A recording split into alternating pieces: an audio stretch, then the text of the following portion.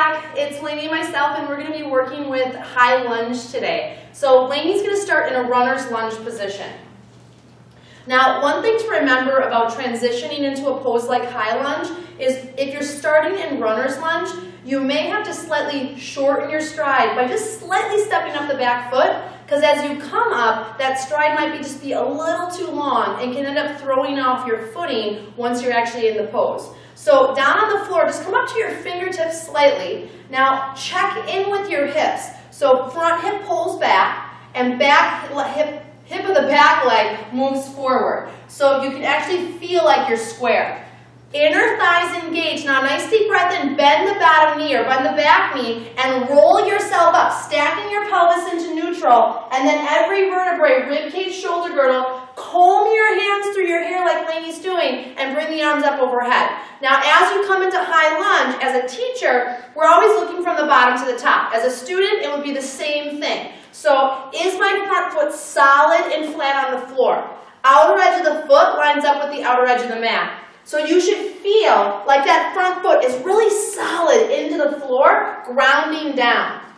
Second, what is the back leg doing? Now typically, I'm going to make Lainey a little uncomfortable for a second. Typically, it's not uncommon to see people way up on their toe joints. That's really going to start to strain your foot after a while. Or their stride is too short where the back foot is flat and they're almost like in a functional warrior position. So stepping back far enough so that you're kind of behind the ball of the foot, but not on the heel. Second thing is if I'm a teacher and I'm looking from the back, I want to make sure they're on 2 water skis, not 1. So I would rather have someone have a slightly wider stride than have a really narrow, almost foot in line stride. That can also skew the alignment of the hips, so you want to make sure you check in with that.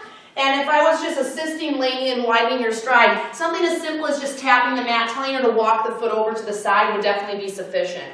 As I work my way up the body, now rule of thumb, the tighter the hip flexors, the more the back knee can actually bend out so the pelvis can stack upright. If you're told to jam the back leg straight and you have really tight hip folds or tight quads, your pelvis is going to end up dumped forward and you're going to sit in the lower back. And we don't want that. We want the pelvis to be upright like a water stays in a cup. All right. Secondly, the hip of the front leg pulls back without straightening the front knee. So that's where you're going to get length on the side of the leg and the underside of the hamstring. And at the same time, the hip of the back leg pushes forward. My rule of thumb is if there's any sort of sacral or back pain, your hips are not square. So if you're feeling tenderness, locking, pinching, something's not right in your hips, and you want to try to re-square. Second thing to focus on is the front ribs. So now if I have instability here, it's almost certain you're going to have instability here. And if I'm tight in the hip flexors and lower back, a lot of times people will push the rib cage out to try to get the arms up overhead. I want you to keep the rib cage down and in neutral and then challenge the arms back behind the ears so you can no longer see them in your peripheral vision. This is going to give you a stretch all the way from your underarm into your lower back, from your fingertips to your heel. As you work your way up, arms are externally rotating. So if they were down in front of you, they would roll out. And as they roll out, you're going to bring them back up overhead. Keeping that external rotation, you should feel a stretch in your upper back. Bonus.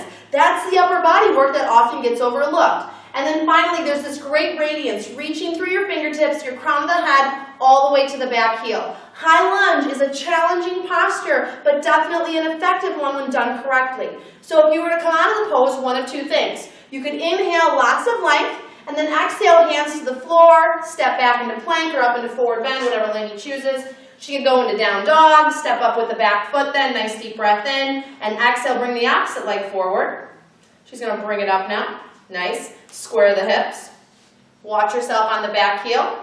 Now, second thing to look for on that back foot is to make sure when you're sitting into the heel, the foot's not sinking in. So when she pushes back through the heel, that her foot's not turning or collapsing inward. And that's usually kind of misalignment in the back calf, one end's shorter or tighter. That happens a lot to us from walking patterns we've created over time, that we kind of sink into the more overly stretched areas and let the tight areas just stay tight. So you want to watch for that.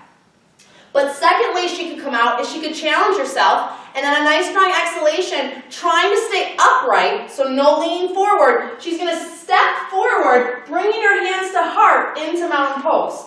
So she gets a little bit of glute work, get a little balance and stability, and it kind of becomes a pose all in itself. Great job.